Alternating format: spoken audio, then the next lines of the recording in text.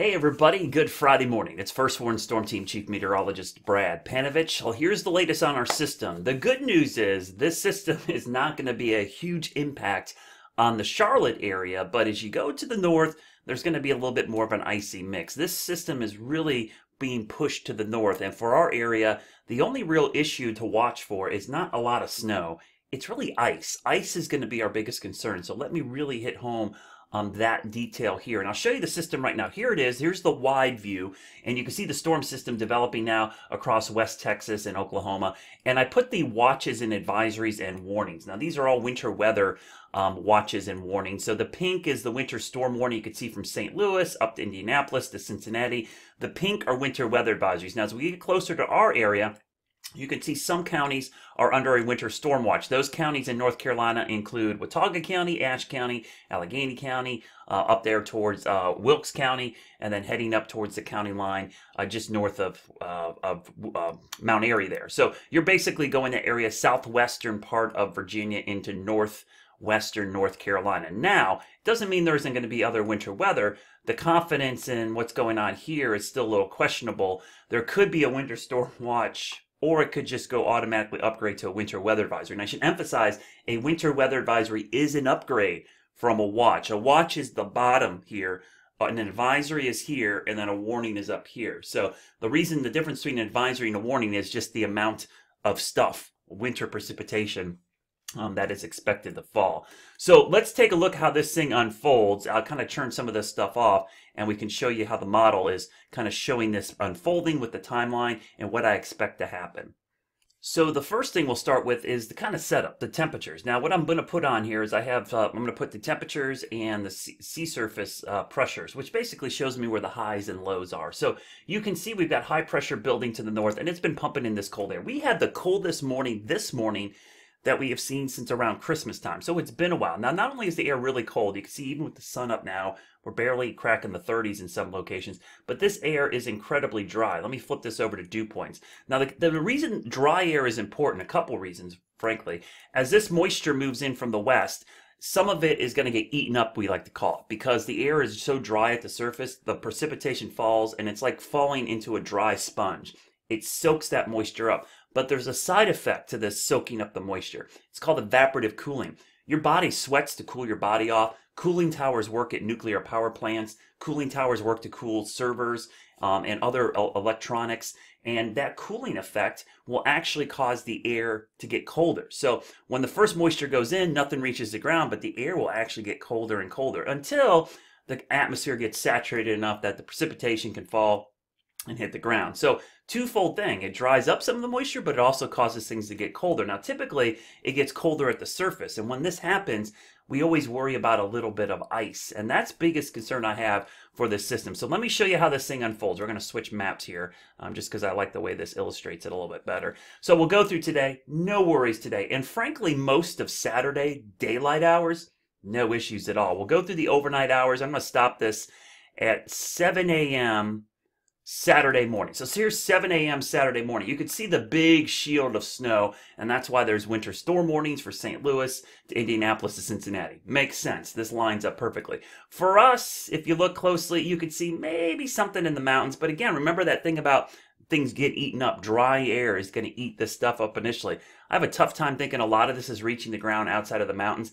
Doesn't mean we couldn't see some sleet or snow in the mountains early Saturday, but it's not going to be accumulating. It's really going to take a while for the atmosphere to kind of saturate and get ready for this stuff to reach the ground. So we'll go through the middle of the day on Saturday. Looks like some snow starts to fall in areas of Watauga, Ashe, Wilkes County, Allegheny County. So maybe we'll see some snow by early to mid-afternoon up there, but still not much of anything. Maybe a few sleet pellets here and there across the Piedmont. We'll go towards Saturday evening, 5 o'clock. We're kind of in a lull in the activity. Atmosphere is still moistening up. Some of this stuff is falling and drying up. We'll go towards 7 p.m. Saturday night. So here's, to me, 7, 8 o'clock Saturday is when things will ramp up. So if you have plans Saturday during the day, I've got a lot of questions about, hey, can I travel here on Saturday? Really, during the day, no issues. It's going to be after dark Saturday night into Sunday morning. So the cold air is in place. This is all snow to the north. The warm layer, which is that warm pocket of air, jets up here at around 5,000 feet, and it's really strong because it's going to be punching all the way up into Virginia. So the air over our heads is actually going to be warmer than down at the ground. Now, the ground can stay cold as long as it keeps getting a supply of cold air from the north, or that evaporative process can keep going. But it's a self-limiting process. And what I mean by that is, as water freezes, you're removing heat from the water. That heat's got to go somewhere. It goes into the air. It's called latent heat release. And eventually, we're going to see things warm up. This is why farmers spray their crops during a frost or freeze. Everyone thinks the ice is an insulating thing. Actually, you're using this latent heat release. You spray oranges or strawberries in the spring to keep them protected from a freeze by putting a coat of ice in it. It's not that the ice is protecting them. It's that when you remove the heat from the water to freeze it, that heat goes into the plant and keeps it warmer. So in this case, what happens is this self-limiting process will actually cause the air to eventually warm slowly to above freezing, as long as you don't have a continuous supply of cold air reinforcing the cold air. This is how you get big ice storms. If you have cold air replenishing the cold air as it's getting eaten up, then you can keep it cold. So at some point, this is going to change back to rain. The question is how soon. The lighter the precipitation is, the longer this takes to happen. So sometimes heavy rain can change it real quickly. In this case, the light rain could be problematic. So you can see this is Saturday night. We've got an icy mix. Now, just for the color code out there, pink is likely ice or a mix. Orange is straight up sleet, ice pellets, and blue obviously snow, and green is rain. So you guys, I'll go back and kind of show you. So you can see we're going towards about 2 a.m. Sunday morning. There's some ice showing up over Charlotte, maybe a brief pocket. This stuff I'm not too worried about because it's really light, but there's going to be a period, probably about a 6-hour period from about midnight to 6 a.m. where we could see a burst of freezing rain across the Charlotte area. And we'll go towards the morning hours. We'll stop this at 7 a.m. So this is 7 a.m. And you can see by 7 a.m. it starts changing back to rain. A lot of ice up in here. So even in the mountains, this is going to change over. There could be a burst of snow and then back to ice. So I think this will really cut down the snow totals. In fact, I'm taking out my high-end snow totals. I think 2 to 4 inches might be the best we could do in the mountains. That might be, 4 inches might be too high, but 2 to 4 with primarily ice being the concern. As we go through Sunday, this all changes just to miserable cold rain and freezing drizzle in the mountains and foothills where the cold air hangs on. So once we get to Sunday during the day, things will actually be okay. So it's really Saturday night into Sunday morning. I'm going to go all the way until 7 p.m. on Sunday night. Notice what happens by then. It starts to change back to snow. So at the very tail end of this system, as it moves up the coast, cold air is going to wrap back around. That will shut off that warm layer aloft, and we'll start to see a change back to snow. So in the mountains, you're going to start with snow, go to ice, and then go back to snow. And for the Piedmont, it might never ever really be snow. It might be sleet to ice and then back to snow at some point. And then you can see the totals here this could be where we get our accumulating snows. This actually, I'm gonna go forward here and try to go forward a little bit further into Monday. You could see some snow flurries actually moving across. And this is late. I'm talking 2 o'clock in the morning, Monday morning.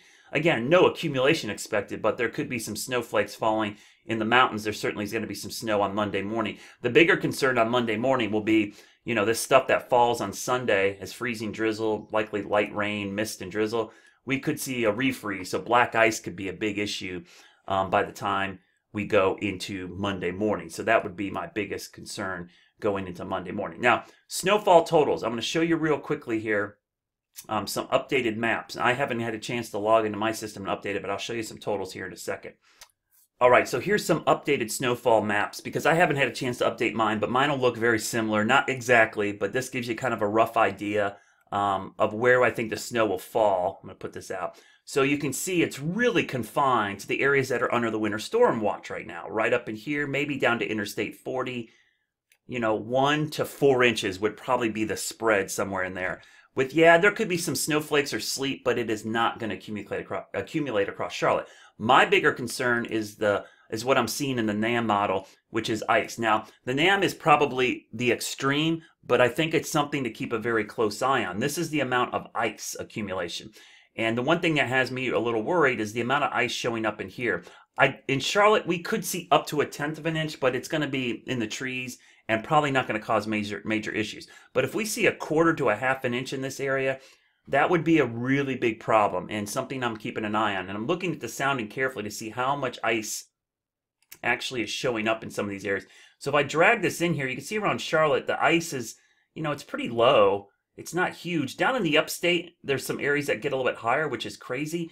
I don't think that's going to happen because the cold air just isn't going to last long. But up in here, this is certainly a trend to keep an eye on and something today that I'll be watching carefully. So again, here's the system right now. Let me turn off the isobars and the temperatures. You can see our system building back to the west. We've got a whole nother 24 hours. This is a Saturday night, Sunday morning kind of time frame thing. So not a huge event. Notice we don't have a lot of winter storm watches or even advisories up yet, and we're almost 24 hours out from the event. That should be a clear sign that there's not a lot of precipitation associated with this, but it doesn't mean that we couldn't see some significant impacts from ice. That's the one thing I should leave you with this video. Ice could be our biggest concern Saturday night to Sunday. So bridges and overpasses, maybe some trees and power lines along Interstate 40. So stay weather aware this weekend. It's not a huge storm. Don't count on big snow in Charlotte, please. People freak out. They hear winter weather. Everyone thinks they're going to wake up to a winter wonderland. That's not going to happen. This is going to be mostly a cold rain with some ice mixed in. Of course, I'll have updates throughout today and this weekend. I'll be doing a Facebook Live tonight, probably around 9 o'clock, 8:30ish, with any updates. And when I get into work, I will fine tune my maps and I'll share them with you immediately right here on my page.